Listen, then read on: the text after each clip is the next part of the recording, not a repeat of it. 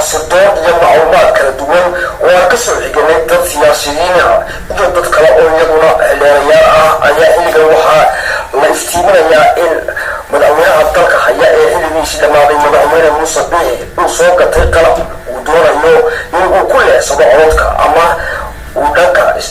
tiknolojiyadda casriga ah u isticmaalo dhanka doorashooyinka isla markaana xogahaas ayaa tilmaamaya ama shakiga weyn ee xilligan soo baxaya oo iftiiminaya in madaxweyne muuse biixi soo karaystay aljeeriya oo ah dad calooshood u shaqaystayaal ah oo dhanka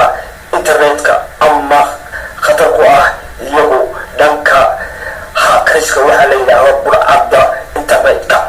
mid ka mid ah oo xilligan uu iftiimiye siyaasi isagu in badan khafiiq la ahaa madaxweyne muuse iyo wasiirkiisa arrimaha gudaha labada sarkaal korneyl ee xilligan iyagu dalka haysta waa shaara shameel oo muddo dheer ahaa guddoomiyihii golaha dhexe ee xisbi xaabka talabaayi xasan iyo shabakii muuse bixiyo maxamedka inay qabsadeen dalka ay dibadda u tuureen nigerian mafia ayna soo kiraystay ayaa suuqa ku jirta qalab yar oo laga jaamgaraynayo haddii la doono guri jigjigayar ku yaalla laga kantaroolayo ayay leeyihiin waxaa lagu gelaya doorashada oo waxaa lala tegayaa meelhable dhulka macaaridka hor bay doonaya jaamgareeyaan ololaha reer kulmiye ay bilaabeen ee xisbi iyo wasiirraba ay bilaabeen ee ay leeyihiin waxaa lagu gelayaa indhaha waa arrin ay mira toos ka leeyihiin oo weliba faashila oo ay muuqato inay doonayaan in majoritiga macaaridku inaanay codaynin ayaa haddana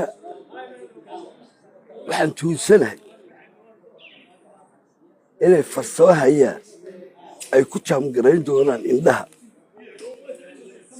khaasahaan goobaha macaaridku xoogga ku leeyahay lacagtii bay hayaan waxay hayaan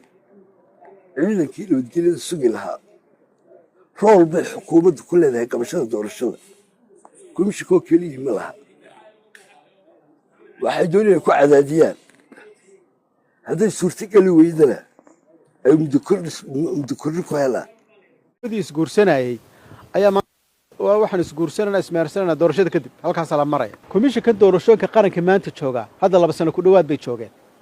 2 sanada ay fadhiyeen maxay qabanayeen maxay qalabkan maalinta imaadeen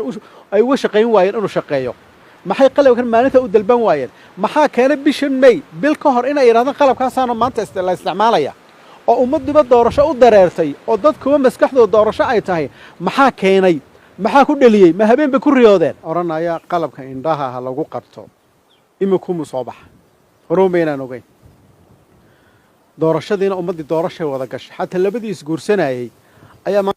waxaan isguursanana ismeersanana doorashada kadib halkaasaa la maraya marka waxaad ka sheekaysaa qalab dhan oo 4 milyan ku baxeen oo la keenay doorashada la keenay oo goobaha qaar u shaqayn waayay dadka qaar maxay dareemayaan marka maxaa ka dhalan kara maxaa qalaas ka dhalan kara qalabka noocaasa saadaraadad qalabka xataa haday dadaaleen soo iibiyaan in lagu shaqeeyo way adagtay su'aalo kale waxa ku sii ah Kenya waa dawladda aad weyn aad ogtihiin ay naga horeysa markii ay qalabkan isticmaalaysay 7% oo kaliya ka suurtagalay intii kale waa fashilmantay waddanadii waaweyn ba ku fashilmaaya qalabkan isticmaalkiisa marka inaad tiraado anigoo 4 bilood gudahood ban qalabka noocaas ku rakabaya aan ku shaqeynaya way runtii waa sheeko adag qodobka waxa ka sii daran isna muhiim ah komishinka doorashooyinka qaranka maanta joogaa hadda 2 sano ku dhowaad bay joogeen